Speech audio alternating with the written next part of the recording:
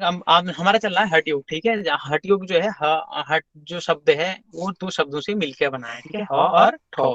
ठीक है, ह का अर्थ आप लोगों को दिख रहा होगा आपकी स्क्रीन पे। ह का अर्थ है हमारा हकार अर्थात सूर्य नाड़ी या पिंगला नाड़ी, ठीक है, जो हमारा दायां स्वर है। दायां स्वर मतलब जो हमारी कौन सी नोस्ट्रल है, राइट वाली नोस्ट्रल है, ठीक है। उसके बाद हमारा आया ठकार। ठो का अर्थ होता है हमारा ठकार अर्थात जो हमारी चंद्र नाड़ी है। चंद्र का मतलब जो है इड़ा नाड़ी को कहा है, जो हमारा बायां सर है उसको क्या कहा गया, ठकार बोला गया, ठीक है। अब इन जो दो नाड़ियां हैं हमारी हकार और ठकार, या सूर्य कह लो चंद्र कह लो, ठीक है, या पिंगला कह लो या इला कह लो, या दायां सर या बायां सर।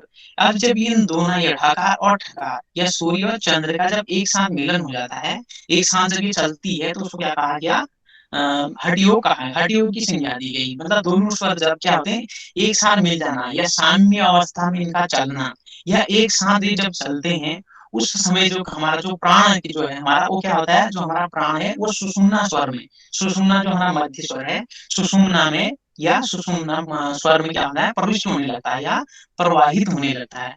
तो उस प्रक्रिया या उस विधि को क्या कहा गया, हठयोग की संज्ञा दी जाती है। किसको, जब हमारा दोनों स्वर, ठीक है, जो हमारा इला और पिंगला, ये जो दोनों स्वर या समान रूप से चलता है या इन दोनों का जब मिलन होता है या सम अवस्था में ये चलते हैं, एक साथ जब ये चलते हैं, उस समय क्या होता है, जो हमारा प्राण जो होता है वो सुषुम्ना स्वर में प्रविष्ट होने लगता है, सुषुम्ना स्वर में प्रवाहित होने लगता है। तो उस क्रिया या विधि को क्या कहा गया, हठ योग की संज्ञा दी जाती है, ठीक है।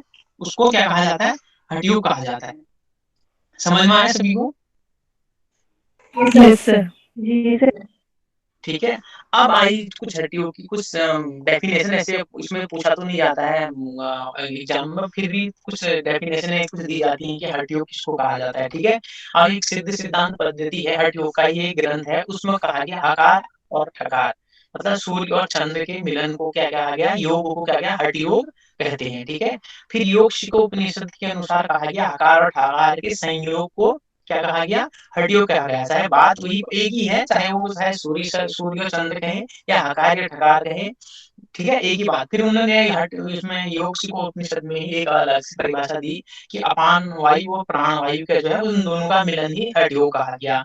फिर थोड़ी संज्ञा दी जाती, फिर आगे परिभाषा दी, सूर्य और चंद्र का मिलन ही हठ योग है, शिव और शक्ति का मिलन ही यह हठ योग है। ये ठीक है, सिद्ध सिद्धांत पद्धति के अकॉर्डिंग शुरुआत में जो पहली परिभाषा है सिद्ध सिद्धांत अकॉर्डिंग है। दूसरी और तीसरी जो बाकी जो परिभाषा है वो किसके अकॉर्डिंग दी गई है, योग शिकोपनिषद के अनुसार है, ठीक है। ये कुछ परिभाषा दी जाती है। अगर नेट के एग्जाम में ऐसी परिभाषा तो कभी कभी पूछ लेता है, ऐसे पूछने की संभावना कम ही रहती है, क्योंकि आपको ज्ञान होगा, आपने सिलेबस देखा होगा तो सभी ने, तो उसमें हठ योग के कितने टोटल मिला के 8 ग्रंथ लगे हुए हैं, या आपके जो नेट के सिलेबस में टोटल 8 ग्रंथ लगे हैं हठ योग के, वो इसमें होंगे, शायद मैं दिखा देता हूँ आपको, ये देखिए, ठीक है। नंबर 1 में हठ प्रदीपिका, फिर है हठ रत्नावली, हिरण्य संहिता, सिद्ध सिद्धांत पद्धति, योग बीज, गोरक्ष संहिता, शिव संहिता और वशिष्ठ संहिता, ठीक है। इस प्रकार से आपके नेट के सिलेबस में योग के 8 ग्रंथ वर्णित हैं, ठीक है। 8 ग्रंथों का इसमें वर्णन आता है, 8 ग्रंथ में। और हमारी टोटल यूनिटें 10 हैं, ठीक है। टोटल योग में सब्जेक्ट में कितनी 10 यूनिटें हैं, 10 यूनिटें हैं। 10 में से संभावना रहती है एक यूनिट से 10 क्वेश्चनों की संभावना रहती है, ठीक है। तब जब हठ योग की बात आती है तो हठ योग 5वें नंबर का एक यूनिट है, आपकी 5th नंबर की यूनिट है। तो इसमें क्या है, 8 ग्रंथ लगे हैं, तो संभावना प्रत्येक ग्रंथ से तो अनुमानित एक क्वेश्चन 2 क्वेश्चन की संभावना अधिकतर रहती है। अभी कभी कभी क्या करता है, एक ग्रंथ से क्या कर लेता है, 2-3 क्वेश्चन एक से ले लेता है, 2-3 एक से ले लेता है, 2-3 एक से लेके 3-4 ग्रंथों को इंक्लूड करता है। किसी में ये क्या है, ऐसा नहीं है कि नेट के पूरे सिलेबस में क्या है कि एग्जाम पेपर में ये 8 ग्रंथों से क्वेश्चन ले, ये पॉसिबल नहीं है, ठीक है। हो सकता है 2 ग्रंथों से ले ले, हो सकता है 4 से ले ले, 5 से ले ले, 6 से ले ले, कभी कभी हो सकता है 8 से भी ले सकता है, ठीक है। ये इसकी पॉसिबिलिटी रहती है क्वेश्चन लेने की, अनुमानित मतलब 2 या 3 क्वेश्चन एक टेक्स्ट से लेता है, ठीक है। तो टोटल मिला के आपके 8 ग्रंथ हैं, ठीक है, उसमें हठ योग के नेट में जो आपके सिलेबस में लगे हुए हैं अभी प्रेजेंट टाइम में। कौन कौन से आपने देख लीजिए एक बार, हठ प्रदीपिका, हठ रत्नावली, हिरण संहिता, सिद्ध सिद्धांत पद्धति, गोरक्ष योग बीज, गोरक्ष संहिता, शिव संहिता और वशिष्ठ संहिता, ठीक है। वॉइस आ रही है ना आप लोगों को? यस सर, आ रही है। Yes sir. ठीक है। फिर आया, अब आया जो पूर्व में, जैसे पूर्व में कुछ एग्जाम हो गए हैं, किसी ने जिसने दिए होंगे उनको पता होगा, कुछ क्वेश्चन ऐसे हैं जो इसमें बताए गए हैं, ठीक है। जो क्वेश्चन इसमें दिए गए थे, पूछे गए थे, वो क्वेश्चन इसमें मैंने रखे हैं। कुछ क्वेश्चन ऐसे हैं जो पूर्व में बताए गए थे, उनको आप देख लीजिए एक बार। देखिए, एक क्वेश्चन पूछा गया है कि हठ दीपिका के अनुसार कुंभक जो कुंभक को प्राणायाम बोला, प्राणायाम के अभ्यास हेतु कौन सा समय बताया गया है, ठीक है। कौन सा समय बताया गया है हठ प्रतिदीपिका में, कुंभक जो प्राणायाम है उनको करने का जो समय है वो कौन सा समय बताया गया है। तो इसमें नीचे 4 विकल्प दिए गए हैं। देखो, सूर्योदय से पूर्व, सूर्यास्त के पश्चात, मतलब सूर्य जब उदय होता है उससे पूर्व करना चाहिए, उसके पश्चात करना चाहिए, या जो प्रातः है, सायं है, दोनों समय करना चाहिए, या मध्यम सूर्य। इसमें एक चीज ऑप्शन फोर्थ में ऑप्शन रह गया है, फोर्थ ऑप्शन इसका राइट आंसर था। इसमें प्रातः रह गया है, ठीक है। टाइपिंग में सब मिस्टेक हो चुकी है, ठीक है। टाइपिंग में मिस्टेक हो चुकी है। ये है 4 टाइम करना चाहिए, ठीक है। तो प्रातः, मध्याह्न, सायं और अर्धरात्रि को, ठीक है। 4 बार यह प्राणायाम का इसमें उपदेश दिया गया है। उसके बाद इसमें क्या है, अगला देखा है, एवं हठ प्रतिदीपिका के अनुसार निम्नलिखित में से कौन सा पथ्य आहार के अंतर्गत समय। सर आवाज में आवाज नहीं आ पा रही है। सर वॉइस आपकी क्लियर है। आ रही है सर। सर आ रही है आवाज। वॉइस बिल्कुल क्लियर। जिसको नहीं आ रही ना, हो सकता है उसके यहाँ नेटवर्क की प्रॉब्लम होगी, आप देख लीजिएगा, ठीक है। तो इसमें ये क्वेश्चन क्या पूछा गया, आपका, मैंने आपको बताया कि मैंने पहले बता रहा हूँ, आपके जो सिलेबस में है 8 ग्रंथ लगे हैं, ठीक है। और प्रत्येक 10 यूनिटें हैं, फर्स्ट क्लास भी चलनी है, सेकंड यूनिट चलनी है। और अगर किसी को क्वेश्चन ईयर अगर बीच में पूछना होता है ना, किसी को क्वेश्चन ईयर होते हैं, किसी के डाउट होते हैं, तो क्या करना है, हमारा एक टेलीग्राम चैनल है, उसमें आप अपने जो भी आपके जो डाउट्स होंगे उनको आप वहां से आप उसके उत्तर ले लेना, ठीक है। इसमें किसी को क्वेश्चन क्लियर करेंगे तो आपकी हमारी क्लासेस लंबी चलेंगी, ठीक है। हर किसी का क्वेश्चन नहीं लिए जा सकते हैं, क्योंकि क्लासों का समय केवल 1 घंटा है, और ऊपर से क्या है, सब्जेक्ट काफी ज्यादा है, और सभी को फर्स्ट पेपर की भी तैयारी रखनी है, सेकंड की भी रखनी है। यूनिट का जो टाइम पीरियड है, आपने कैलेंडर देखा होगा, सबका कैलेंडर बटा हुआ है, अपना अपने जो टॉपिक है और उस टॉपिक के अनुसार कैलेंडर डिवाइड किया गया है। तो क्या है, क्लास में केवल इसमें पढ़ाई से संबंधित करेंगे। अगर इस क्लास में किसी को कुछ समझ में नहीं आ रहा है, या जो मैं बोल रहा हूँ कुछ समझ में नहीं आया, तो क्या कीजिएगा, हमारे जो टेलीग्राम ग्रुप है उसमें आप क्वेश्चन पूछ लेना, ठीक है। जी ठीक है। अब इसमें पूछा है कि हठ प्रतिदीपिका के अनुसार जो पथ्य आहार है वो क्या है, ठीक है। इसमें पहला आंसर शुंठी है, दूसरा यौक है, तीसरा पटोलक है, फिर है मांस है, ठीक है। इसमें जो फर्स्ट और सेकंड ऑप्शन, सॉरी, जो फर्स्ट नंबर में शुंठी है वो पटोलक तीसरे नंबर का, ठीक है। फर्स्ट और तीसरा इसमें सही ऑप्शन है, ठीक है। जो ऑप्शन में भी तीसरे नंबर पे है, ठीक है। फर्स्ट और तीसरा इसमें राइट ऑप्शन है, ठीक है। उसके बाद इसमें आता है अगला, इसमें क्वेश्चन पूछा गया सिद्ध सिद्धांत पद्धति के अनुसार होता है। सर इनके अर्थ बता देते एक बार। ठीक सर जो शुंठी क्वेश्चन, जो आपके क्वेश्चन होंगे ना, हम आप टेलीग्राम ग्रुप में सारा भेज दूंगा आपको, प्रत्याहार अपत्याहार जो आप पूछेंगे सब भेज दूंगा उनको, ठीक है। ये आहार का ओके नाम सर। है। हाँ, जो भी क्वेश्चन आपके होंगे ना, आप हमें टेलीग्राम ग्रुप पे पूछ लेना। उसके बाद इसमें क्वेश्चन आया है अगला, कुछ की बात जो पूछा गया है, कभी पूछा गया होगा पेपर में, कि सिद्ध सिद्धांत पद्धति के अनुसार जो है आसनों का वर्णन, कितने आसनों का वर्णन किया गया है इसमें, ठीक है। आप में इसमें 3 आसनों का वर्णन है, ठीक है। अब वो कौन से हैं वो भी आपको बता दूंगा इसमें, बाकी जब हम पढ़ेंगे सिद्ध सिद्धांत पद्धति। फिर हठ रत्नावली के अनुसार पूछा गया महायोग किसको कहा गया, ठीक है। महायोग के कितने प्रकार बताए गए हैं, महायोग के इसमें 4 प्रकार बताए गए हैं, ठीक है। हठ रत्नावली में महायोग के 4 प्रकार बताए गए, ख वाला आंसर इसमें सही है। उसके बाद इसमें पूछा गया भुजंगीकरणी प्राणायाम का वर्णन निम्नलिखित में से किस ग्रंथ में वर्णित किया गया है।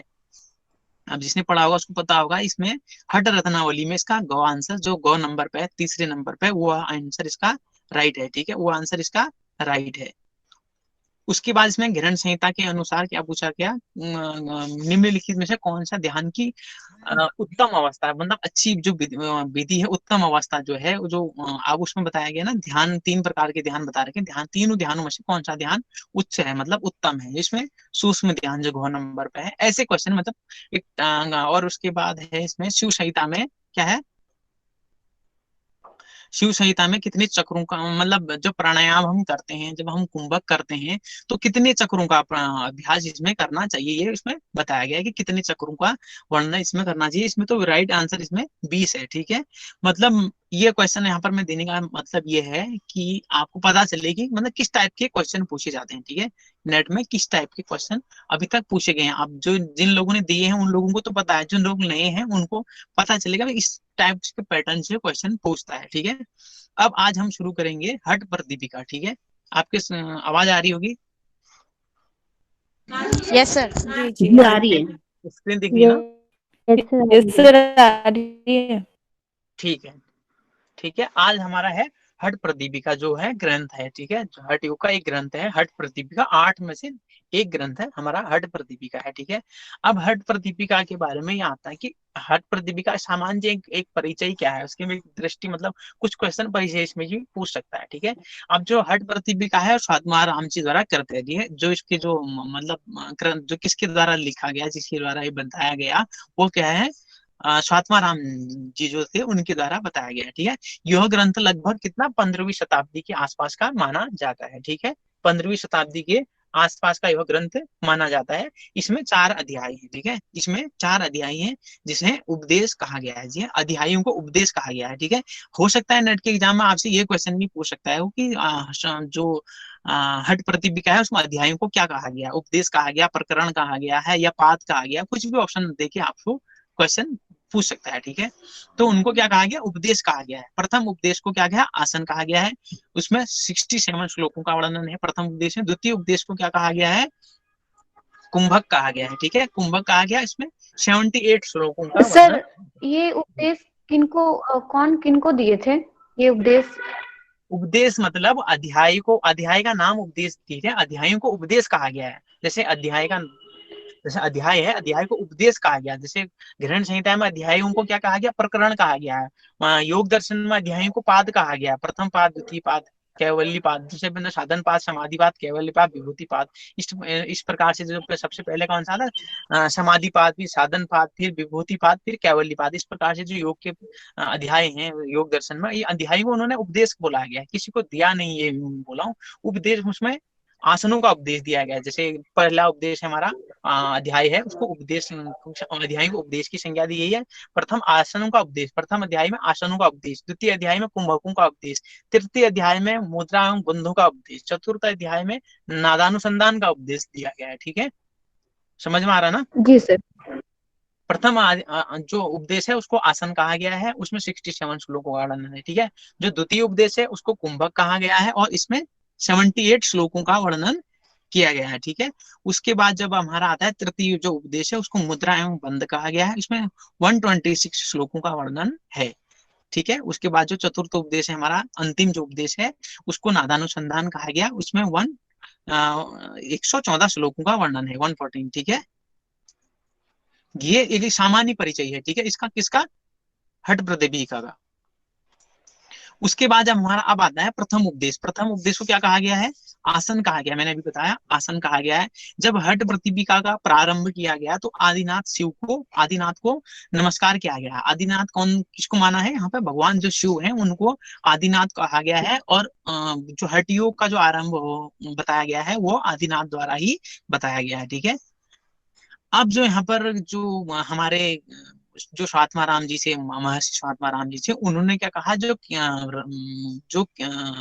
हमारा राजयोग है, राजयोग की प्राप्ति के लिए ही स्वात्मा राम जी ने हठ योग का उपदेश दिया है। मतलब ये हठ योग का एक मार्ग है, ठीक है। जो हठ योग क्या है, एक मार्ग है, किसी भी साधना पद्धति का एक साधना पद्धति है बहुत सारी। जैसे हठ योग है, मंत्र योग है, लय योग है, कर्म योग है, भक्ति योग है, ध्यान योग है, आपका अष्टांग योग है, क्रिया योग है। जो ये इतने प्रकार की ये क्या है, पद्धतियां, एक रास्ते हैं, ठीक है ना। किसी साधना के, किसी अपने लक्ष्य को प्राप्त करने के क्या है, एक जैसे मुख्य लक्ष्य योग, चाहे हठ योग का हो चाहे कोई भी ग्रंथ का, उनको क्या है, मोक्ष प्राप्त करना उनका अंतिम लक्ष्य है, ठीक है।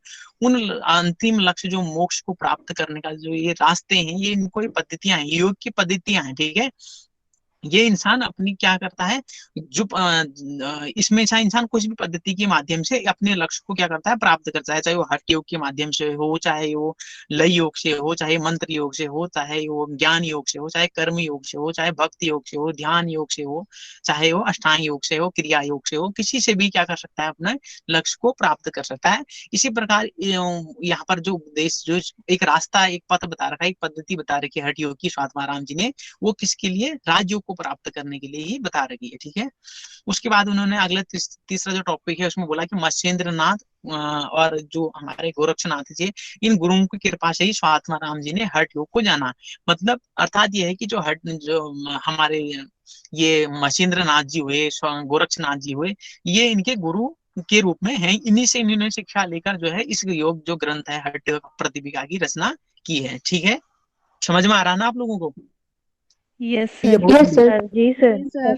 अब अगला यस सर। चौथे नंबर पर उन्होंने बताया है कि सभी प्रकार के दुखों से पीड़ित, ठीक है, जो सभी प्रकार के दुखों से पीड़ित है, शारीरिक दुखों से जो पीड़ित है या मानसिक दुखों से जो पीड़ित व्यक्ति हैं, उनके लिए यह क्या है, एक आश्रय मठ है। मतलब उनके लिए ये एक आधार आश्रय है कि मतलब इसको करें वो, और अपने रोगों को दूर कर सकते हैं। किससे? हठ योग के अभ्यास से।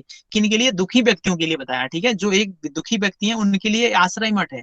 उनको किसके आश्रय में जाएं, इसको करें, और अपने दुखों से क्या कहें, निजात पाए या मुक्ति पाए। ठीक है, उनके लिए, दुखी व्यक्तियों के लिए। ठीक है, अब दूसरे व्यक्ति कौन आते हैं? दूसरे व्यक्ति वह व्यक्ति जो योगाभ्यासी है, जो साधक है, ठीक है, जो साधना कर रहा है, उसके लिए आधारभूत कच्छप के समान है। मतलब आधारभूत कच्छप, जैसे आपने सुना होगा जब सागर मंथन के टाइम पर, उस टाइम जब सागर मंथन के टाइम में एक कच्छप, जो कछुए को क्या है ना, बेस बनाया गया था, बेस मतलब आधार बनाया गया था ना, उसके ऊपर सागर मंथन जो हुआ था उसके ऊपर हुआ था अमृत। फिर उसके बाद मंथन के बाद जब अमृत और जो चीजें निकली थी, उसी प्रकार की संज्ञा दे रहा हूँ आपको कि जो आधारभूत कच्छप के समान है, कि एक आधार है, मतलब किसी को अपने सिद्धियां प्राप्त मतलब अपना मोक्ष प्राप्त करना, कैवल्य की प्राप्ति करनी है या राजयोग की प्राप्ति करनी है, उनके लिए आधारभूत कश्यप के समान है। ठीक है, अब आप इन दो शब्दों को याद रखना, नेट के एग्जाम में ये दोनों चीजें अगर हो सकता है पूछ भी सकता है कि रोगियों के लिए हठ योग क्या है। ठीक है, जो दुखी व्यक्ति है उनके लिए राजयोग क्या है, जो बीमार व्यक्ति है, जो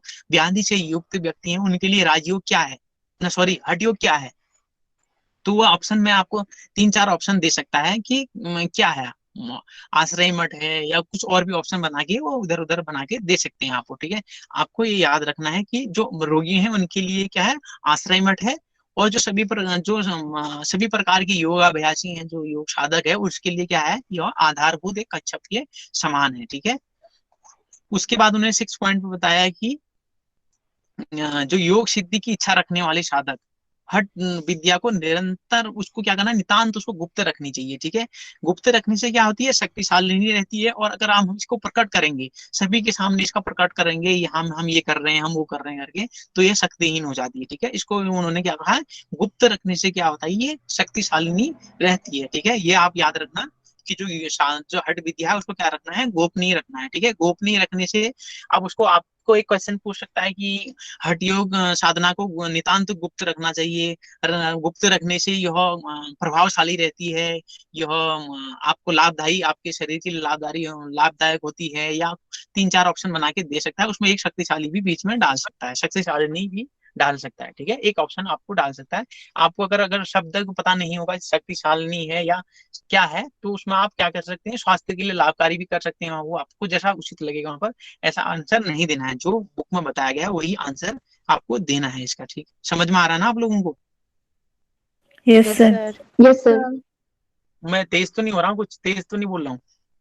नहीं सर, बहुत नहीं अच्छा सर, है। ठीक है। नहीं तो ठीक सही है, है। बता देना जहाँ पर स्पीड आपको समझ में ना आएगा। ठीक है, उसके बाद देखो, उसके बाद इसमें हठ प्रदीपिका में क्या है, स्थान का वर्णन किया गया, स्थान की विशेषता बताई गई है। ठीक है, जिस स्थान का अर्थात ये है जहाँ जो साधक साधना करता है, ठीक है, जो साधना करेगा उस साधना का स्थान कैसा होना चाहिए। ठीक है, सबसे पहले उन्होंने वर्णन किया सुराज्य, मतलब अनुकूल राज्य होना चाहिए, अच्छा राज्य होना चाहिए, जहाँ आप क्या करेंगे, योग साधना करेंगे, ठीक है। उसके बाद उन्होंने कहा धार्मिक होना चाहिए, वहाँ लोग अच्छे होने, धार्मिक होना चाहिए, श्रद्धावान होना चाहिए, दयालु होना चाहिए, थोड़ा दान करने वाले टाइप में, दानी लोग, और दूसरे की पीड़ा को समझना, इसमें तो धार्मिक जो लोग होते हैं वो धार्मिक स्थान होना चाहिए, जहाँ में उपद्रव नहीं होना चाहिए, ऐसे स्थान होना चाहिए, धार्मिक होना चाहिए, ठीक है। उसके बाद कहा शुभक्षुक कहा, मतलब भिक्षा, मतलब जो भिक्षा मांगना, जैसे जो साधक है वो क्या करेगा, साधना करेगा, ठीक है, अपनी योग साधना करेगा। तो योग साधना में क्या होगा, वो साधने में लगा है, और उसको अपने खाने, जीवन यापन करने के लिए उसको कुछ अन्न की आवश्यकता होगी, कुछ धन धान्य की आवश्यकता होगी। तो क्या होगा, वो ऐसा राज्य होना चाहिए जहाँ धन धान्य पूर्ण होना चाहिए, जहाँ आप भिक्षा मांगे आपको आसानी से, आपको आहार या खाने से संबंधित या धन से संबंधित जो भी आपको दैनिक आवश्यकताएं, वो जो साधक की है वो पूरी हो सके, जिसको, ठीक है, जिससे वो योग साधना में विचलित ना हो, मतलब हाँ मेरे पास शाम को खाने के लिए नहीं है, अब वो साधना में लगा है, उसके चित्त में ये नहीं आना चाहिए, मन में ये नहीं आना चाहिए, मेरे को शाम को खाने की भी इंतजाम करना है, ऐसा राज्य होना चाहिए, सुभिक्षुक होना चाहिए, आराम से जहाँ उसको मिल जाए, ठीक है। दूसरा उन्होंने बताया कि निरुपद्रव, मतलब जहाँ उपद्रव ना हो, जहाँ कोई हिंसा ना हो, कोई लड़ाई झगड़े ना हो, ऐसा राज्य, अनुकूल एक राज्य होना चाहिए, ठीक है। फिर उन्होंने 5वें नंबर में बताया कि जो जहाँ आप साधना करेंगे, धनुष प्रमाण, मतलब 4 हाथ प्रमाण दूरी तक जहाँ पर आपकी कुटिया होगी, उस कुटिया से क्या होना, 4 हाथ प्रमाण तक जहाँ उस स्थान पर क्या होना चाहिए, दूरी तक शिला, मतलब पत्थर नहीं होना चाहिए, अग्नि नहीं होनी चाहिए, और जल ना होनी चाहिए, ठीक है। नजदीक में नहीं होना चाहिए, उससे दूर हो सकता है, ठीक है, मतलब नजदीक में ये जो पत्थर नहीं होना चाहिए, अग्नि नहीं होनी चाहिए, और जल नहीं होना चाहिए, ये शब्द आप याद रख लेना, ठीक है। वो आपसे कुटिया की, जैसे स्थान की विशेषता में पूछेगा, आपसे ये ऑप्शन दे सकता है, ठीक है। सुराज्य होना चाहिए, यस होना चाहिए, धार्मिक होना चाहिए, यस होना चाहिए, सुभक्षुक होना चाहिए, निरुपद्रव होना चाहिए, ठीक है। ये चीजें आपसे पूछ सकता है, इसमें से कुछ चीज, एक दो चीजें इसमें बीच में ऐसी डाल देगा कि जो चीजें इसमें बुक में नहीं दी होंगी वो आपको अलग कर देनी है उसमें से, ठीक है। जो चीजें हैं उसमें स्थान की विशेषता में, वो चीजें आपको याद रखनी है, ठीक है। अब यहाँ पर सुराज्य की जगह सुंदर राज्य होना चाहिए भी डाल सकता है, या क्या करता, कुछ भी ऐसे शब्दों का प्रयोग कर सकता है वो, जो आपको बुक में नहीं दिए गए हैं। इनको आप याद कर लेना, ठीक है, कि कौन कौन सा सुराज्य होना चाहिए, धार्मिक होना चाहिए, सुभिक्षुक होना चाहिए, निरुपद्रव होना चाहिए, ठीक है। और जहाँ क्या आपने धनुष प्रमाण, मतलब 4 हाथ प्रमाण दूरी तलक आपका पत्थर, अग्नि और जल नहीं होना चाहिए, ठीक है। यहाँ पर भी एक क्वेश्चन पूछ सकता है वो कि हठ प्रतिपिका के अनुसार आपकी जो है धनुष प्रमाण दूरी तक क्या नहीं होना चाहिए, पत्थर नहीं होना चाहिए, या अग्नि नहीं होनी चाहिए, या जल नहीं होना चाहिए, या पेड़ पौधे नहीं होने चाहिए, कुछ भी डाल सकता है, ठीक है। वो कुछ भी उनको जो मन में आएगा वो एक दो ऑप्शन बना के इसमें डाल सकते हैं। आपको कंफर्म होना चाहिए, या एक इसमें ऑप्शन डाल सकता है कुछ भी, जैसे डाल देगा उसमें, पेड़ का मैंने ऑप्शन दिया आपको, पेड़ बताया उसने, ठीक है। अब इन चार चार ऑप्शन दे दिया आपको कि शिला शिला नहीं होना चाहिए, अग्नि नहीं होनी चाहिए, जल नहीं होना चाहिए, पेड़ नहीं होना चाहिए। उपरोक्त चारों में से कौन सा नहीं है, उपरोक्त चारों में से ग्रंथ में कौन सा शामिल नहीं है, तो उसमें पेड़ आ जाएगा, ठीक है। पेड़ आपका इसमें शामिल नहीं है, इसमें क्या बताया रखा, केवल शिला, अग्नि और जल, ठीक है। फिर जो आपका स्थान की बता रखा, स्थान जो आपका होना चाहिए एकांत में होना चाहिए, और स्थित होना चाहिए, मतलब एक ही जगह पर आपको साधना करनी चाहिए, ये नहीं कि आज कुछ यहाँ पर बैठ के साधना कर ली, कल को वहां बैठ के साधना कर ली, परसों कहीं और जाके साधना कर ली, ऐसा नहीं होना चाहिए। समझ में आ रहा ना आप लोगों के? Yes sir. Yes sir, yes sir. बहुत अच्छा पढ़ा रहे हैं। ठीक है। उसके बाद आया हमारी मठ की भी, मठ के जो लक्षण है, ठीक है। मठ मतलब जो हमारी कुटिया होगी, जहां पर योग साधक जो साधना करेगा, वो साधक का क्या होना चाहिए, कुटिया किस प्रकार की होनी चाहिए, ठीक है। कुटिया किस प्रकार की होनी चाहिए जो साधक साधना करेगा। अब जो मैं आपको ये जो पिछले जो शब्द बताए हुए ना, ये जो स्थान की विशेषता, ये सारी चीजें आपको याद होनी चाहिए, ठीक है। ये कौन सा क्या क्या चीजें हैं, ये सब याद होनी चाहिए अगर आप एग्जाम में बैठ रहे हैं, एग्जाम देने के लिए। अब आए मठ की जो लक्षण मैंने आपको बता रहा हूँ।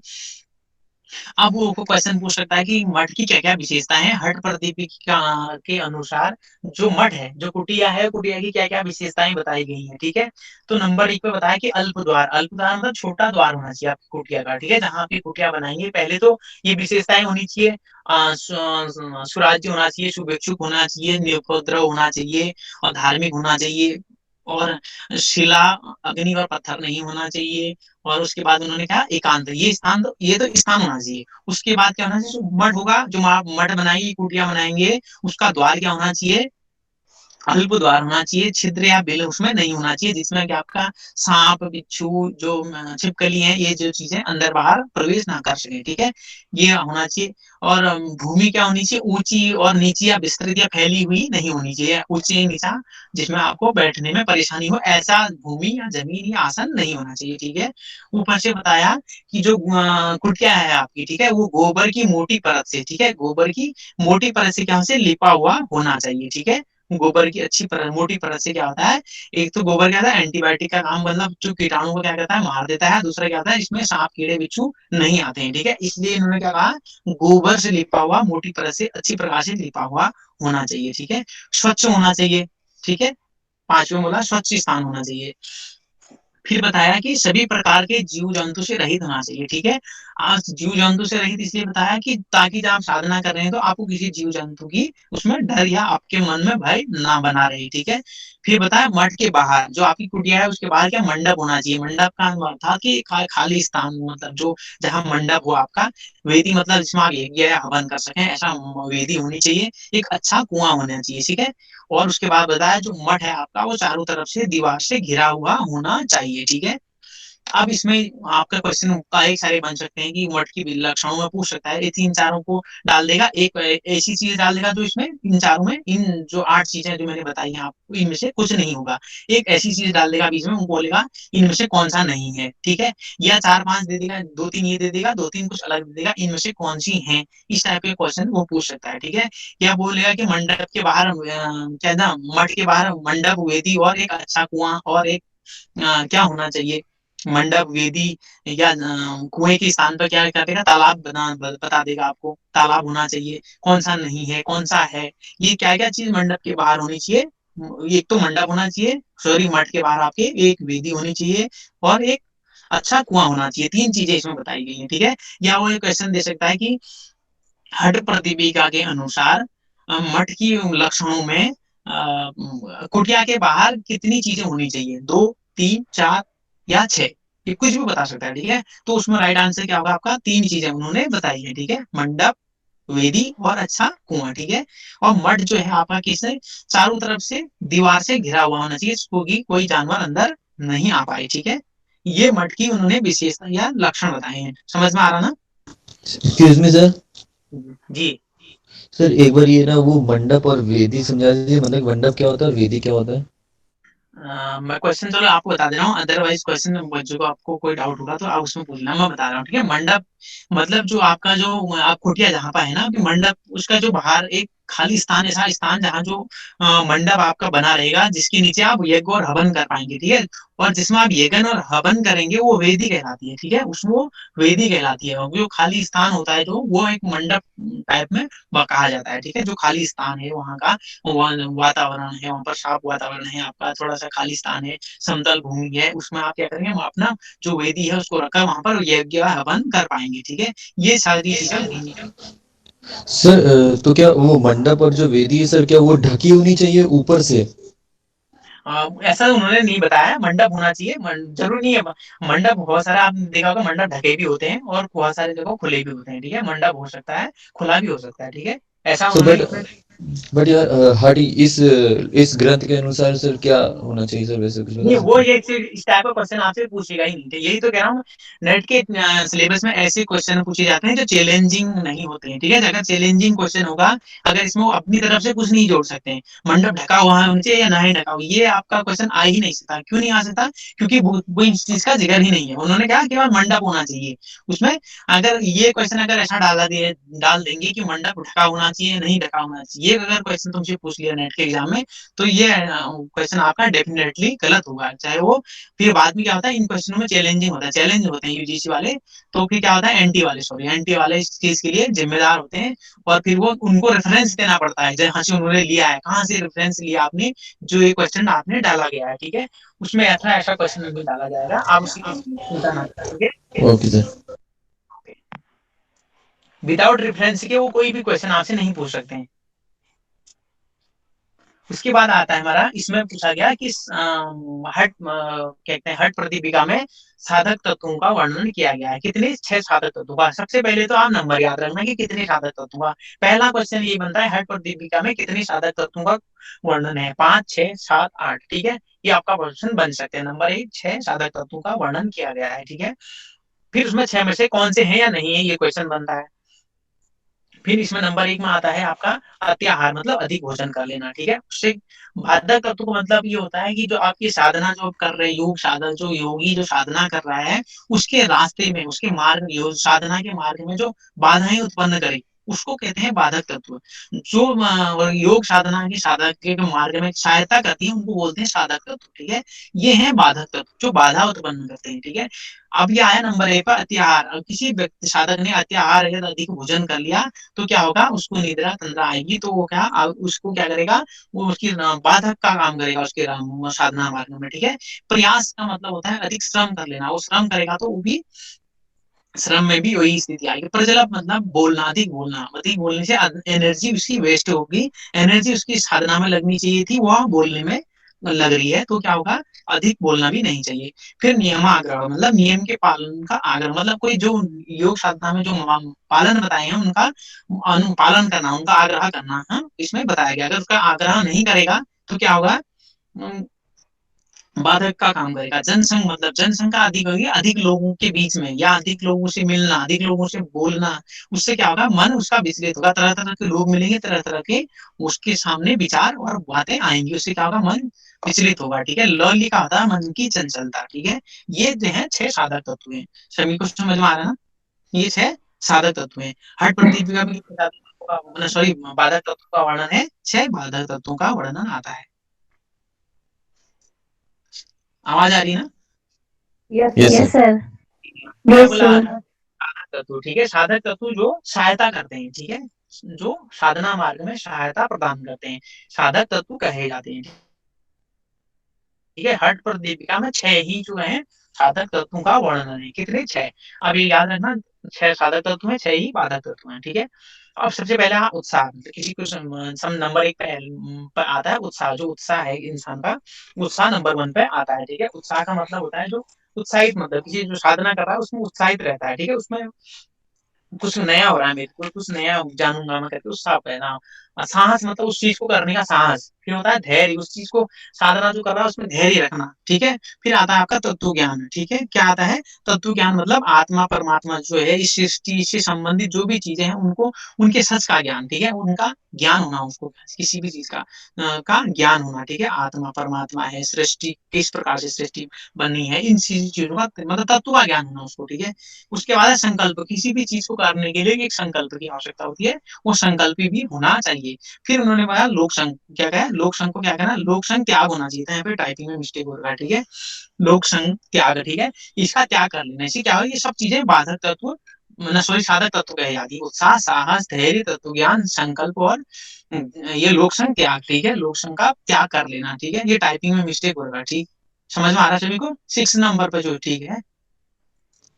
Yes sir. Excuse me sir. Hello बताएं बताएं। सर, ये साधक तत्व में भी लोक संघ और बाधक तत्व में भी वही जनसंघ का दोनों का। सर, मैं वही आपको बता रहा हूँ। जो उसमें ये नंबर 1 में ना, ये इसमें आया जनसंघ, मतलब जो लोगों का संघ है वो क्या है? जनसंघ या लोक संघ एक ही बात है। यहाँ पर लोक संघ परित्याग था, लेकिन ये परित्याग शब्द तो छूट गया है। मैं वही आपको बता रहा था कि जो नंबर 6 पे है वो क्या है? लोक संघ त्याग है। लोक संघ जो का है, जो परित्याग कर लेना, जो लोगों का संघ जो आपने साथ पकड़ रखा है, जो आपको बाधक तत्व है, उसका त्याग कर लेना। ठीक है, यहाँ पर त्याग शब्द यूज कर लो का लोक संघ त्याग है यहाँ पर। ठीक है, वो त्याग शब्द में टाइप में लिखना भूल गया, टाइप मिस्टेक हो गया है। ठीक है, ओके सर। वो वही आपको बताना चाह रहा था कि इसमें लोक संघ त्याग है। ठीक है, ये त्याग, इसको त्याग कर लेना। कुछ चीजें रह जाती है, टाइपिंग में मिस्टेक हो जाती है। अब आया आपका हठ प्रदीपिका में जो है योग के 8 अंकों का उल्लेख किया गया। इस प्रकार से भी एक क्वेश्चन पूछ सकता है कि आपसे कि हठ प्रदीपिका में हठ योग के कितने अंगों का वर्णन है। ठीक है, सिंपल सा क्वेश्चन है, पूछ सकता है कभी भी। ठीक है, उसमें आपसे रैंडमली भी ये पूछ सकता है, उनका सीक्वेंस बनाओ भी पूछ सकता है, सीक्वेंस से भी पूछ सकता है, या पूछ सकता है नंबर से पूछ सकता है 1 2 3 4 5 6 या 8 अंकों का वर्णन है, 4 अंकों का वर्णन है, 5 अंकों का वर्णन है, ठीक है, इस प्रकार से भी पूछ सकता है, ठीक है। 4 अंकों का वर्णन है, प्रथम कौन सा है, आसन वर्ण है, उसी का ही यहाँ पर निरूपण किया है, ठीक है। अब आया आसन आपके, ये पिछला समझ में आ रहा ना आप लोगों को? Yes, sir. यस अब सर। नंबर ये आया आसन का वर्णन, ठीक है। अब आसनों का जो सामूहिक, जब हम आसनों का जो हमारा प्रथम अध्याय है, यहाँ पर प्रथम अध्याय जब हम शुरू करते हैं तो प्रथम अध्याय को कहा गया है, उपदेश को क्या कहा गया, प्रथम उपदेश को आसन कहा गया है, ठीक है। इसमें आसनों के बारे में बताया गया है। तो आहट प्रदीपिका में क्या है, जो आसनों के जो समूह, आसनों के जो लाभ है, वो लाभ क्या होंगे जब आप आसन कंप्लीट कर लेंगे, जब आसनों का अभ्यास जब आप कर लेंगे, तो क्या होगा, आपको मानसिक और शारीरिक स्थिरता प्रदान होगी। नंबर 1 बात तो ये है। पहला क्वेश्चन कि आसनों के लाभ क्या हैं, ठीक है। हट प्रतिभिज्ञा के अनुसार आसनों के लाभ क्या हैं, तो आसनों के लाभ में कोई आसनों का पर्टिकुलर नाम नहीं देगा, अगर वो नाम देगा तो उसी आसन के आपको लाभ लिखने पड़ेंगे, और आसन का नाम उसमें दिया होगा, ठीक है। चाहे कोई भी आसन होगा, उस आसन का वो नाम देगा, उसके बाद आपसे क्वेश्चन पूछेगा कि हाँ ये आसन है, इसका लाभ आप बताओ, ठीक है। अब इसमें क्या पूछ सकता है, हर प्रतिभिज्ञा के अनुसार आसनों के लाभ बताओ। सिंपल सा क्वेश्चन है कि आसनों के लाभ बताओ। आसनों के मतलब वो कहना चाह रहा है कि जो 15 के 15 आसन आप जो इसमें बताए गए हैं, तो उन आसनों के क्या है, उनके लाभ क्या है, सभी आसनों के जो मिक्स लाभ है, ठीक है, वो क्या होंगे। तो क्या होंगे, मानसिक और शारीरिक स्थिरता, नंबर 1। नंबर 2, आरोग्यता, मतलब कोई रोग नहीं होगा शरीर में, ठीक है। और शरीर के अंगों में जो है हल्कापन आएगा, ठीक है, आपके शरीर में हल्कापन आएगा। ये आसनों के लाभ हैं, ये 3 लाभ हैं, हमेशा भी इन 3 को याद रखना, ठीक है। मानसिक एवं शारीरिक स्थिरता, आरोग्यता और अंगों में लाघवता, मतलब हल्कापन आना, ठीक है। इसमें ये चीज भी पूछ सकता है, और इसमें वो डाल आयुर्वेद के जगह में डाल सकता है, कुछ भी ऐसी स्थिति डाल सकता है, आध्यात्मिक स्थिरता भी डाल सकता है इसमें, ठीक है। सामाजिक स्थिरता भी इसमें चौथा ऑप्शन डाल देगा, सामाजिक स्थिरता, ठीक है। तो आपको उस चीज को अलग कर ले, इनमें से कौन सा नहीं है पूछ सकता है, ठीक है। या आपको कर देगा सामाजिक स्थिरता, आध्यात्मिक स्थिरता और रोग की स्थिति, या एक डाल देगा मानसिक एवं सामाजिक स्थिरता। इनमें से कौन सा है, अभी ऐसा भी कुछ क्वेश्चन वह पूछ सकता है, घुमा फिरा के कुछ क्वेश्चन बना सकता है, ठीक है। ये अभी आपको याद रखना है, ठीक है। अब आया आसनों के प्रकार। हठ प्रतिपिका में क्या है, 15 प्रकार के आसनों का वर्णन किया गया है, ठीक। ये जो जो पेपर दे चुके हैं उनको पता होगा, जो पढ़ रहे हैं एमए में उनको भी पता होगा कि हठ प्रतिपिका में क्या है, 15 प्रकार के आसनों का वर्णन है, ठीक है। अब वो आसन कौन कौन से हैं, नंबर 1 क्वेश्चन आपको क्या बनता है आसनों में से आपका, कि हठ प्रतिपिका में कितने प्रकार के आसनों का वर्णन है, 15, 32, 84 या 12। आपका ऑप्शन क्या होगा, राइट आंसर 15, ठीक है। 15 आपका राइट आंसर होगा। पहला क्वेश्चन तो यहीं से बनता है, ठीक है। फिर आपका दूसरा क्वेश्चन क्या बनता है कि हठ प्रदीपिका के अनुसार क्या करना है, आपको पूछ सकता है कि 10वें नंबर में कौन सा आंसर आसन है, मयूर आसन, गोमुख आसन, सिंह आसन, भद्रासन। ये उसका सिक्वेंस बन सकता है, ठीक है। 10वें नंबर पे कौन सा आसन है, मयूर आसन, सिंह आसन, भद्रासन या कुर्मासन, कुछ भी ऑप्शन बना सकता है, ठीक है। समझ रहे हैं ना आप लोग? Yes sir. पहला क्वेश्चन बन सकता है कि कितने आसन है, दूसरा बन सकता है कि 10वें नंबर पर कौन सा है, या 7वें नंबर पर कौन सा है, धनुरासन, मयूरासन, कुक्कुटासन या मत्स्येंद्रासन। आपसे कुछ भी वो क्वेश्चन सीक्वेंस बना के पूछ सकता है, ठीक है। तो अब नंबर 1 पर हम जानेंगे, सबसे पहले जानेंगे कि आसन कितने, 15 है। सबसे पहले स्वास्तिक आसन, फिर है वीरासन, सॉरी फिर है गोमुख आसन दूसरे नंबर पे, तीसरे नंबर पे पहले नंबर पे स्वास्तिक आसन, दूसरे में गोमुख आसन, तीसरे में वीरासन, फिर कुर्मासन, फिर कुक्कुटासन, फिर उत्तान कुर्मासन, फिर धनुरासन, फिर मत्स्येंद्र आसन, फिर पश्चिमोत्तानासन, फिर मयूरासन, फिर शवासन, फिर सिद्धासन, फिर पद्मासन, फिर सिंहासन और फिर भद्रासन, ठीक है। ये टोटल मिला के 15 आसनों का वर्णन है। आपको इन आसनों में क्या करना है, नंबर 1 पे तो याद करना है कि 15 आसन है हठ प्रतिपिका में, ठीक है। अब वो आपको क्या करेगा, कंफ्यूजन करने के लिए ग्रहण संहिता में 32 आसनों का वर्णन है, ग्रहण संहिता को भी डाल सकता है, और सिद्ध सिद्धांत पद्धति में हमने क्वेश्चन में पढ़ा था, उसमें 3 आसनों का वर्णन है, ठीक है। 3 भी डाल सकता है, 15 भी डाल सकता है, 32 भी डाल सकता है, और आपका शिव संहिता के अनुसार 4 आसनों का वर्णन भी, उसमें भी कुछ भी ऑप्शन डाल सकता है, शिव संहिता के अनुसार हो सकता है, मतलब उन बुकों के अनुसार वो आसन देगा, जिससे कि आपको कंफ्यूजन होगा अंदर से, ठीक है। यार ये 32 आसन हठ प्रदीपिका में थे, या ग्रहण संहिता में थे, या ये 15 आसन ग्रहण संहिता में थे, या ये हठ प्रदीपिका में थे। इस प्रकार से क्वेश्चन में ऐसे ऑप्शन डालता है जिससे आपको कंफ्यूजन हो जाएगा। ठीक है, तो कंफ्यूजन रखने के लिए इस टाइप के क्वेश्चनों को ऑप्शनों को बना के रखते हैं। ठीक है, सबसे पहले आपको 15 याद रखना है, फिर आपको इनका सीक्वेंस याद रखना है। ठीक है, इनका सीक्वेंस याद रख लेना कि पहला सा कौन सा है, या वो बोल देगा कि 1 से लेके 6 तक के जो आसन है उनको सीक्वेंस में लगाओ, सारे आसनों के आपको नाम दे देगा। ठीक है, 6 के 6 आसनों के आपको नाम दे देगा। देखो जो कौन कौन से, स्वास्तिक आसन, गोमुख आसन, वीरासन, कुर्मासन, कुक्कुटासन और उत्तान कुर्मासन। ठीक है, ये 6 आसन आपको दे दिए गए हैं। अब इनका क्या करना है, आपको इस रैंडम ऐसी जो सीक्वेंस है ऐसी नहीं देगा। ठीक है, वो क्या करेगा, पहले में क्या डाल देगा, पहले में स्वास्तिक आसन डाल देगा, फिर दूसरे में उत्तान कुर्मासन डाल देगा, फिर डालेगा फिर आधा कुर्मासन, फिर वीरासन, फिर कुक्कुटासन, फिर गोमुख आसन। इस प्रकार से ऊपर नीचे सीक्वेंस बना के आपको दे देगा और आपसे बोलेगा कि आपको इनको सीक्वेंस में लगाओ, या दे देगा वो 7 से नंबर से 12 नंबर तक दे सकता है, या आपको 8 नंबर से 15 नंबर तक के आसन दे सकता है, आपको कहेगा सीक्वेंस में लगाओ। ठीक है, ये क्वेश्चन बनते हैं। ठीक है, आसनों से। फिर इसमें आता है कि ये आसन जो है, ठीक है, 15 आसनों में से कौन कौन से आसन जो हैं जो मतलब 15 उसमें से इंपॉर्टेंट माने गए हैं। ठीक है, 15 आसनों में से कौन से इंपॉर्टेंट माने गए हैं, 4 आसन इसमें जो लास्ट वाले हैं। ठीक है, कौन से 4 आसन है, जो नंबर 12, 13, 14 और 15। 12 में कौन सा है, सिद्धासन, फिर पद्मासन, फिर सिंहासन और फिर भद्रासन। ये जो है इंपॉर्टेंट आसनों की लिस्ट में आते हैं। 15 में से 4 आसन मुख्य हैं। उन चारों में से भी जो टॉप लिस्ट में आसनों का जो राजा माना जाता है वो है सिद्धासन। ठीक है, सिद्धासन को क्यों माना जाता है आसनों का राजा, क्योंकि ये एकमात्र एक ऐसा आसन है जो क्या करता है, नाड़ियां शुद्ध करता है। ठीक है, नाड़ियां शुद्ध करना का कार्य किसका है, वो है प्राणायाम का कार्य। ठीक है, प्राणायाम के माध्यम से, चाहे वो नाड़ी शोधन प्राणायाम हो, चाहे वो अन्य प्राणायाम हो, नाड़ी शोधन प्राणायाम से नाड़ी शुद्धि शुरू की जाती है, बाकी जो आसन है वो चलते रहता है, जो प्राणायाम के माध्यम से नाड़ी शुद्धि की जाती है। ठीक है, इसमें क्या है, एकमात्र एक जो आसन है जो क्या है, नाड़ियां शुद्ध कर, 72,000 नाड़ियों का शोधन करता है। कौन, सिद्धासन। इसलिए इसको क्या कहा, मोस्ट इंपोर्टेंट उन्होंने माना। 12 आसन, 15 आसनों में से 4 आसन, 4 आसनों में से भी जो सिद्धासन है उसको मोस्ट इंपोर्टेंट माना। ठीक है, समझ में आ रहा ना। Yes sir. Yes sir. अब इसमें आता है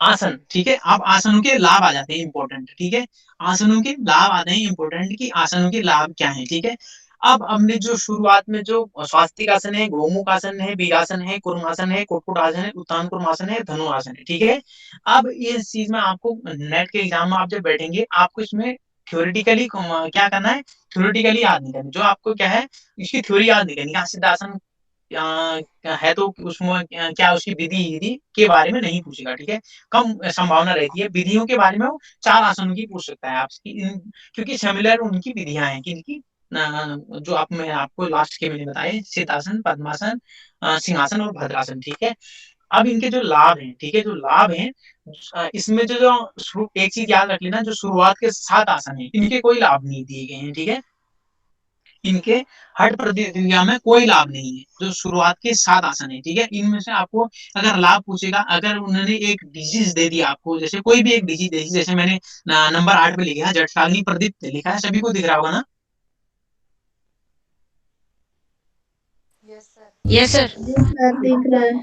ठीक है, जो मैंने नंबर 8 पे लिखा है जठराग्नि प्रदीप्त, ये अगर उन्होंने क्वेश्चन बना दिया कि हाँ जठराग्नि प्रदीप्त, जो जठराग्नि है प्रदीप्त निम्न से किन आसनों के अभ्यास से जठराग्नि प्रदीप्त होती है, हठ प्रदीपिका के अनुसार निम्नलिखित किन आसनों के अभ्यास से क्या होता है, जठराग्नि प्रदीप्त होती है। निम्न या निम्नलिखित कह देगा, या निम्न बोलेगा या निम्नलिखित बोलेगा।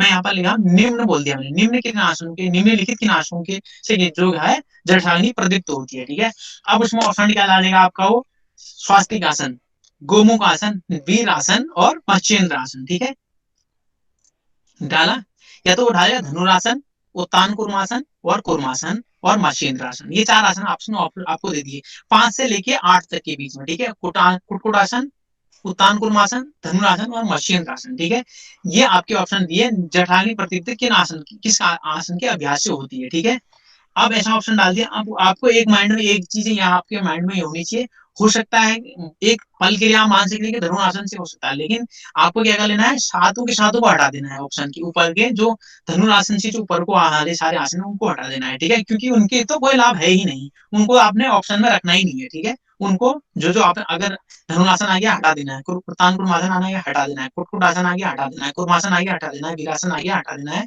गोमुख आसन आ गया हटा देना है, स्वास्तिक आ गया, वो सब हटा देना है, ठीक है। आपके पास राइट ऑप्शन बच जाएगा कौन सा, मत्स्येंद्र आसन, ठीक है। अब आता है यहाँ पर मत्स्येंद्र आसन, ठीक है, ये आपके सामने है मत्स्येंद्र आसन, ठीक है। अब ये जो चीज मैं आपको बता रहा हूँ, इन चीजों को आप नोट करके रख लेना, ठीक है। सबसे पहले आया है आप नंबर एक, जो एक तो वैसे ये 8 नंबर पे, ठीक है। पहला आसन जो है जिसके लाभ उसमें उन्होंने बताए रखे हैं, ठीक है, किसमें, हठ प्रदीपिका। वैसे ये आसन कितने में, 8वें नंबर का आसन है मत्स्येंद्र आसन, ठीक है। इसके जो लाभ हैं वो लाभ क्या क्या है, एक तो जठराग्नि प्रदीप्त करना, ठीक है, नंबर एक पे जठराग्नि प्रदीप्त करना, नंबर 2 पे है रोगों को क्या करना, रोगों को नष्ट करने में अस्त्र के समान, ठीक है, रोगों को नष्ट करने में अस्त्र के समान है, ठीक है, रोगों को जब नष्ट करने में क्या करना है, अस्त्र के समान कार्य करता है।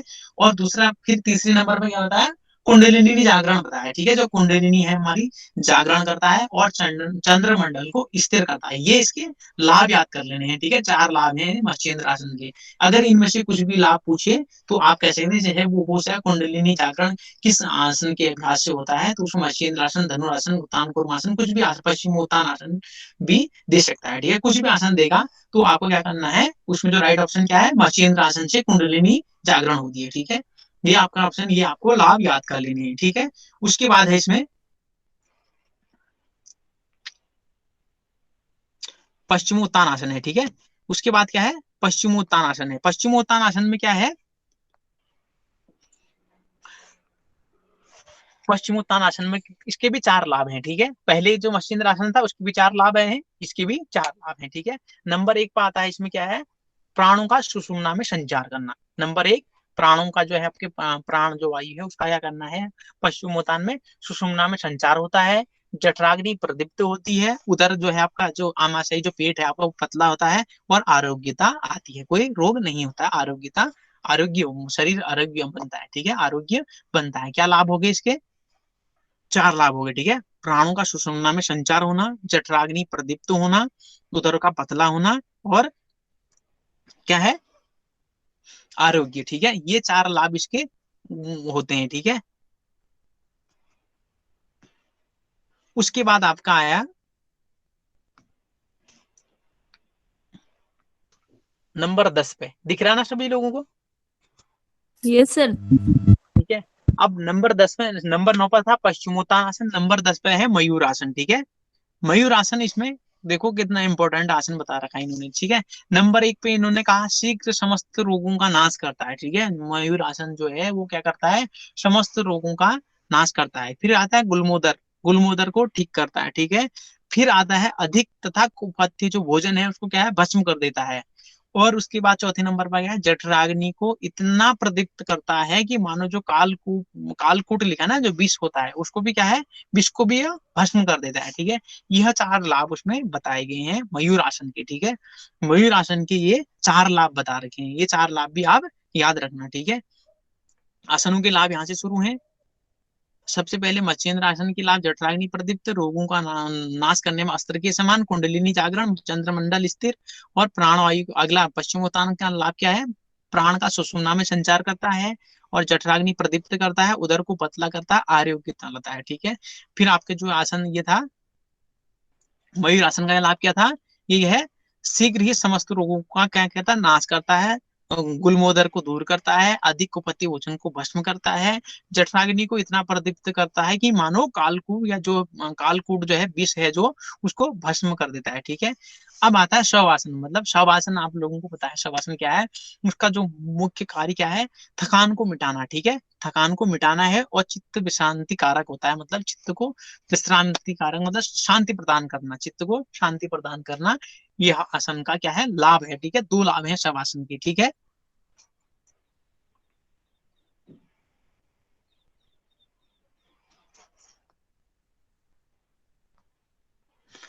अब आया आपका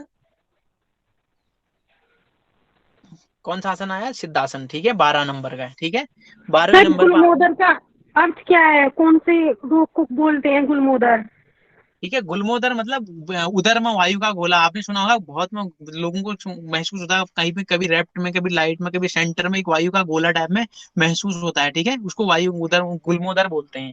वो मयूर आसन के अभ्यास है, ठीक होता है, उन्होंने बोला गुल्मोदर में जब जो उदर में वायु का एक गोला बन जाता है। आप लोगों ने किसी ने सुना होगा कि बहुत सारे लोगों ने सुना होगा कि वायु का गोला कभी राइट में महसूस होता है, कभी लेफ्ट में, कभी स्टमक के ऊपर, कभी दाएं में, कभी सेंटर में महसूस होता है वायु का गोला टाइप में, तो गुल्मोदर बोलते हैं, ठीक है ठीक है सर, थैंक यू। जी। बाकी जिसको कोई डाउट होंगे तो आप टेलीग्राम में पूछ लेना, ठीक है। अब आता है हमारा न सिद्धासन का। सिद्धासन क्या है, नंबर 1 में इन्होंने बोला कि जो सिद्धासन है ये क्या है, मोक्ष के कपाट का खोलने वाला, भेदन करने वाला, मोक्ष द्वार को खोलने वाला। सिद्धासन इंपोर्टेंट क्यों माना जा है, इसके बारे में इतनी डिटेलें हैं क्यों इसको इंपोर्टेंट माना गया है, ठीक है। सबसे पहले जो आसनों का राजा किसको बोला गया, सिद्धासन को बोला गया। सिद्धासन क्या है, आसनों का राजा है। 15 पहले तो टोटल मिला के कितने 15 जो आसन है, आसनों में 4 आसन इंपोर्टेंट है, सिद्धासन, पद्मासन, सिंहासन और भद्रासन, ठीक है। उसमें से भी जो है, जो हमारा क्या है, जो हमारा सिद्धासन है, ये इंपॉर्टेंट इसलिए माना जाता है क्योंकि सबसे पहले मोक्ष द्वार जो हमारा अंतिम लक्ष्य जो किसका है, साधक का जो अंतिम लक्ष्य है, योगी का जो अंतिम लक्ष्य है, मोक्ष जो प्राप्त करता है, उसका द्वार को खोलता है। मोक्ष द्वार का भेदन करना किस आसन का लाभ, किस आसन का लाभ है, ये क्वेश्चन आपसे पूछा जाए तो क्या है, मोक्ष द्वार का भेदन करना किस आसन का लाभ है, पद्मासन, सिद्धासन, भद्रासन और स्वास्तिक आसन। आप कौन सा है, तो इसमें राइट ऑप्शन क्या होगा, सिद्धासन, ठीक है। फिर आया 72,000 नाड़ियों का जो मल शोधन करने वाला, ये एकमात्र आसन जो है जो नाड़ियों का भी मल शोधन करता है, ठीक है। और इसके अभ्यास से, ठीक है, इसका जो अभ्यास करेंगे तो क्या होगा, अनायासी तीनों बंद लग जाते हैं ऑटोमेटिकली, ठीक है। ऑटोमेटिक जो है वो तीनों बंद लग जाएंगे। बंद कौन कौन से हैं, हमारे जालंधर बंद, उद्यान बंद और मूल बंद। इन तीनों को क्या कहा गया, महाबंद की संज्ञा दी जाती है। जब तीनों बंद एक साथ लगते हैं तो उनको क्या कहा गया, महाबंद कहा जाता है।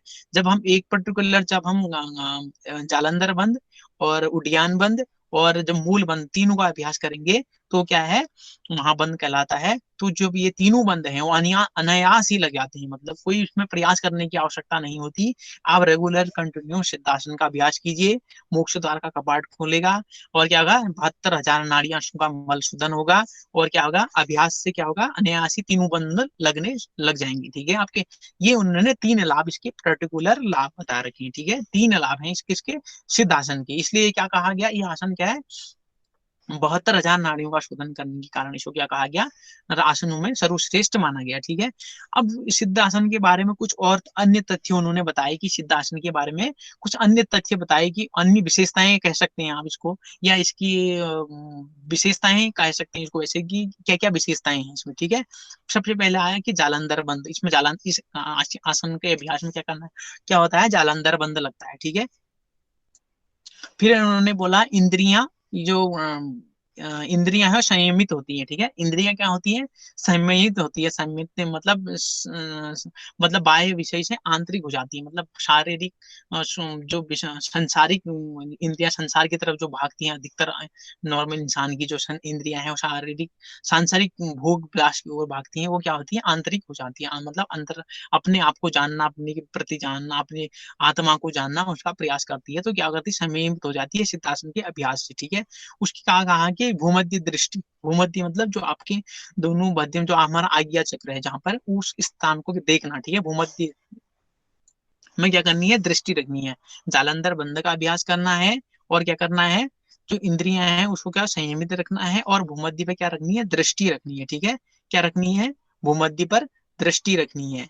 उसके बाद उन्होंने बताया, आगे क्या बताया कि जो सिद्धासन, जो सिद्धासन को क्या क्या कहा गया है इसमें, ये याद रखना, क्वेश्चन में ये हो सकता है, पूछ भी सकता है एग्जाम में कि सिद्धासन को इसमें क्या कहा, ब्रजरासन, कुछ लोग इसको क्या मानते हैं, ब्रजरासन वज्रासन मानते हैं, कुछ मुक्तासन मानते हैं, कुछ लोग इसको गुप्तासन भी कहते हैं, ठीक है। ये इंपॉर्टेंट है, इसको याद रख लेना, क्योंकि ये हड प्रदीपिका में बताया गया है। कुछ योगी लोग इसको क्या बोलते हैं, स्वात्माराम जी ने कहा, कुछ लोग इसको वज्रासन बोलते हैं, कुछ लोग इसको मुक्तासन बोलते हैं और कुछ लोग इसको गुप्तासन बोलते हैं, ठीक है। ये उन्होंने बताया है, ठीक है, बुक में बताया, बुक के अकॉर्डिंग ही मैं आपको ये बता रहा हूँ, ठीक है। ऐसा नहीं है कि मैंने ये अपने मन से लिखा है, ठीक है। ये बुक में बताया गया, बुक के अकॉर्डिंग ही मैं आपको बता रहा हूँ कि सिद्धासन को क्या वज्रासन, मुक्तासन एवं गुप्तासन भी कहते हैं, ठीक है। फिर उन्होंने बताया यमों में श्रेष्ठ मिताहार है। हालांकि हठ योग में यमों का और नियमों का वर्णन कहीं भी नहीं किया गया है, लेकिन एक उन्होंने फॉर एग्जाम्पल के तौर में इस चीज को यहाँ पर लिया है, ठीक है। उन्होंने यहाँ पर जो है जो हमारे यम और नियम है, ठीक है, हठ रत्नावली में यम और नियमों का वर्णन है, हमारे उपनिषदों में यम और नियम का वर्णन है, योग दर्शन में यम और नियम का वर्णन है। इन सभी ग्रंथों में क्या है, ये यम है जो यम और नियमों का वर्णन किया गया है। लेकिन हठ प्रदीपिका में क्या है, यम और नियमों का वर्णन नहीं किया गया है, लेकिन एक स्थान पर उन्होंने इसका एक एग्जाम्पल के तौर में, एक उदाहरण के तौर पर इनको लिया है, ठीक है, यमों को और नियम को। अब उन्होंने एग्जाम्पल के तौर पर लिया है, जैसे कि उन्होंने यहाँ पर एग्जाम्पल ये देना चाह रहे हैं कि जिस प्रकार यमों में श्रेष्ठ मिताहार है, ठीक है, यमों में श्रेष्ठ मिताहार है और नियमों में श्रेष्ठ अहिंसा है, उसी प्रकार से जो आसनों में श्रेष्ठ कौन सा हमारा सिद्धासन है, और मुद्राओं में श्रेष्ठ हमारी खिचती मुद्रा है, कुंभकों में श्रेष्ठ हमारा केवल कुंभक है। इस प्रकार से संज्ञा उन्होंने दी है, बहुत सारी जगह दी है, जैसे कुंभकों में श्रेष्ठ केवल कुंभक है, मुद्राओं में श्रेष्ठ जैसे खिचती मुद्रा है, आसनों में श्रेष्ठ इन्होंने यहाँ पर बताया है कि आसनों में श्रेष्ठ सिद्धासन है। इसी प्रकार से उन्होंने यहाँ पर वर्णन किया है। लेकिन ये क्वेश्चन आपसे पूछ सकता है कि हठ स्वात्माराम जी के अनुसार पूछ सकता है, या हठ प्रदीपिका के अनुसार पूछ सकता है कि यमों में श्रेष्ठ कौन है, ठीक है। अब यमों में श्रेष्ठ कौन है कहने में, अब यहाँ पर यमों में श्रेष्ठ पूछा है, तो वो क्या कर सकता है, यहाँ पर यम जो है हमारे वो योग दर्शन के भी एक दो डाल सकता है, अहिंसा डाल सकता है, सत्य डाल सकता है, अहिंसा सत्य अस्तेय और मिताहार डाल सकता है, ठीक है। अब आपको यमों में श्रेष्ठ आप किस में जाएंगे, आप वहां डेफिनेटली आप यमों में आप वहां अहिंसा को सिलेक्ट करेंगे, क्योंकि और यहाँ अहिंसा नियमों में वर्णित है, ठीक है। ये अंतर आप देख लेना, इसमें कंफ्यूजन नहीं रखना है, ठीक है। योग दर्शन के यम नियम जो अलग दे रखे हैं, इसमें और यम नियमों में काफी डिफरेंट देखने को मिलता है, ठीक है। कन्फ्यूजन के लिए आपको क्या करेगा, यमों में श्रेष्ठ हठ प्रदीपिका के अनुसार यमों में श्रेष्ठ कौन सा है, ठीक है। तो कन्फ्यूजन में क्या डालेगा, सबसे पहले आपको डालेगा अहिंसा, क्योंकि वहां अहिंसा है, अहिंसा सत्य अस्तेय और मिताहार, ये आपके चार ऑप्शन बना देगा। तो आपको क्या करना है, आप क्या करेंगे यहाँ पर, अगर आपने आपको अगर नहीं पता है हठ प्रतिक्रिया के अनुसार आपको नहीं पता है, तो आप क्या करेंगे वहां मिताहार को तो आप हटा ही देंगे, क्योंकि राइट आंसर वही था, उसको आपने पहले हटा देंगे क्योंकि आपको पता नहीं था। आप तो क्या करेंगे, या तो अहिंसा को चूज करेंगे, या तो सत्य को या यूज करेंगे चूज करेंगे, या किसी थर्ड ऑप्शन को आप यूज करेंगे, ठीक है। समझ में आ रहा ना आप लोगों की? सर जी सर आ रहा है। Yes sir. तो आपको ये याद रखना है, मैं केवल उदाहरण के रूप में यहाँ पर दे रखा है, यमों में श्रेष्ठ मिताहार है, ठीक है। और यमों में श्रेष्ठ, आप यहाँ पर कंफ्यूजन कब होगा, जब नियमों में श्रेष्ठ, यहाँ पर देख लीजिए नंबर 6 पे लिखा है, नियमों में श्रेष्ठ क्या है, अहिंसा है।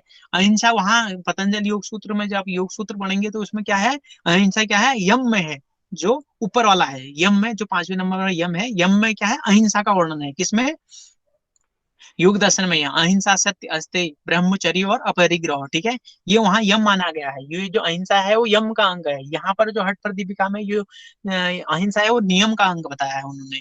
यमों में श्रेष्ठ मिताहार है और नियमों में श्रेष्ठ क्या है, अहिंसा है, ठीक है। वहां कंफ्यूजन नहीं होना है, कंफ्यूजन नहीं रखना है दिमाग में, बिल्कुल भी नहीं, ठीक है। फिर नंबर 7 में बताया, जो योगी साधक है, जो 12 वर्ष तक क्या करेगा, आत्मा का ध्यान करता है, मिताहारी मतलब जो परिमित भोजन लेता है, और क्या है, सिद्धासन का अभ्यास करता है, और वह क्या करता है, निष्पत्ति अवस्था को प्राप्त होता है, ठीक है। 12 वर्ष की जो अवस्था है वहां तक अगर साधक क्या करेगा, सिद्धासन का अभ्यास करेगा, ठीक है, सिद्धासन का अभ्यास करेगा, उसका क्या होगा, ये जो मोक्ष का कपाट ये तो खुलेगा ही खुलेगा, और नाड़ी शुद्धि जो होगी वो तो 72,000 नाड़ियां शुद्ध होंगी, अनायास तीनों बंद लगेंगे। साथ ही क्या होगा, 12 वर्ष को आत्मा का ध्यान करने से, मिताहार भोजन लेने से उसको निष्पत्ति अवस्था, जो कि योग की अंतिम अवस्था है, वह अवस्था उसको प्राप्त होगी, ठीक है, यह भी बताया गया है, ठीक है।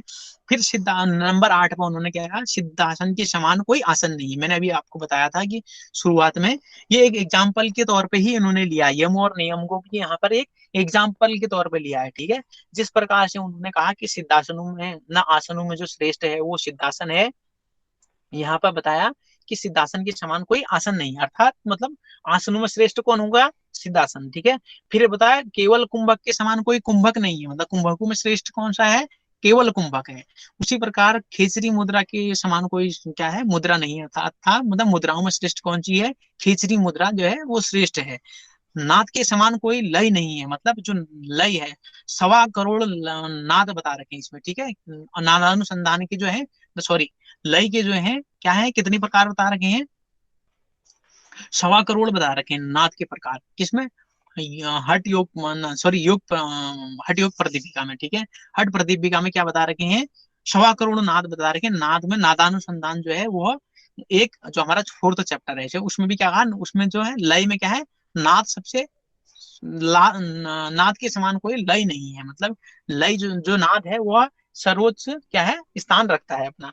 उसी प्रकार उन्होंने एक एग्जाम्पल के ही रूप में यहाँ पर जो ये यम और नियम दिए हैं वो भी एक एग्जाम्पल के रूप में दिए हैं कि यमों में श्रेष्ठ मिताहार है, नियमों में श्रेष्ठ अहिंसा है, ठीक है। इस प्रकार से उन्होंने यहाँ पर समझाने के तौर पर, एग्जाम्पल के तौर पर इनका वर्णन क्या है। आप ये नियमों, यम और नियमों में या योग दर्शन के यमों और नियमों में इसका क्या करें, कंफ्यूजन नहीं रखना है आपको इन दोनों में, ठीक है।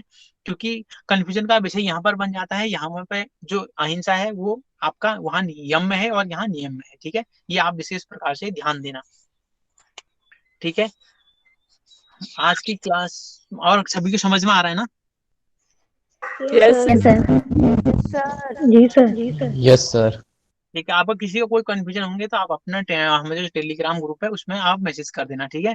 आज की क्लास में इतना ही रखेंगे, आज की क्लास यहीं समाप्त करेंगे, ठीक है। सर मत्स्येंद्र आसन में आपने चंद्रमंडल स्थिर करने का बात बोला, उसका क्या मतलब हुआ? चंद्रमंडल मैंने आपको बोला ना, मैं आपको जो टेलीग्राम ग्रुप है ना उसमें आंसर दे दूंगा, फिर भी चलो मैं बता देता हूँ आपको। जो चंद्रमंडल का अर्थात है, आपने सुना होगा कि बहुत सारे ऐसे ग्रंथों में आपने पढ़ा होगा कि जो हमारा चंद्रमंडल है, जो उसमें क्या एक स्राव, हमारा चंद्रमंडल हमारा ऊपर माना जाता है ना, हमारे चक्र, जो तालु चक्र के ऊपर जो हमारा यस सर, यस सर। मुद्रा के अभ्यास में बताया जाता है कि खिचड़ी को हम क्या पलट के जो तालू में लगाते हैं, उससे क्या होता है वो श्राव, जो चंद्रमंडल से जो श्राव होता है उसको क्या करता है, उसका पान करता है, उससे क्या है आयु की वृद्धि होती है। ये भी उन्होंने खिचड़ी मुद्रा में बताया, ठीक है। जो चंद्रमंडल है तो उसमें क्या है, चंद्रमंडल से जो श्राव निकलता है वो क्या हो, उन्होंने बताया पेड़ में हमारी सूर्य मंडल मतलब सूर्य अग्नि है, वो क्या हो रहा है, जो निरंतर उस चंद्रमंडल से क्या हो रहा है, एक हमारी श्राव जो है वो अमृत जो है, जो हमारी आयु को बढ़ाता है, ठीक है, वो क्या हो रहा है धीरे धीरे हमारे नीचे आके क्या हो रहा है, हमारे पेट की जो जठराग्नि है उसमें जो सूर्य मंडल है उसमें वो भस्म हो रहा है, ठीक है। उसमें वो चंद्रमंडल क्या हो रहा है, भस्म हो रहा है। इसलिए क्या हो रहा है, इंसान जो है दिन पर दिन क्या हो, उसकी आयु कम, मतलब जो आयु है वो एक सीमित रहती है। अगर वो चंद्रमंडल अगर स्थिर हो जाए तो इंसान की आयु बढ़ सकती है। तो उस चंद्रमंडल, उस अमृत तत्व को क्या करना है, बचाना है। तो उसके लिए क्या कहा, चंद्रमंडल को स्थिर करने के लिए आसनों का अभ्यास बताया गया, जैसे विपरीत करणी है और जालंधर बंद है। उससे क्या होगा, ये जालंधर बंद करने से जो है चंद्रमंडल क्या होगा आपका, अग्नि में जलने से बचेगा, मतलब कम जलेगा, कम मात्रा में जलेगा, ठीक है। इसलिए उसको स्थिर कर देना। स्थिर कौन करता है, कौन सा आसन करता है, मत्स्येंद्र आसन। मत्स्येंद्र आसन, ठीक है। वो इस चंद्रमंडल की बात करी, जो अमृत तत्व है, जो हमारे जीवन को क्या कर रहा है, वो एक वृद्धि करता है जीवन में, ठीक है। उसकी बहुत चीज को हम, धन्यवाद सर, आपका बहुत धन्यवाद। ठीक है।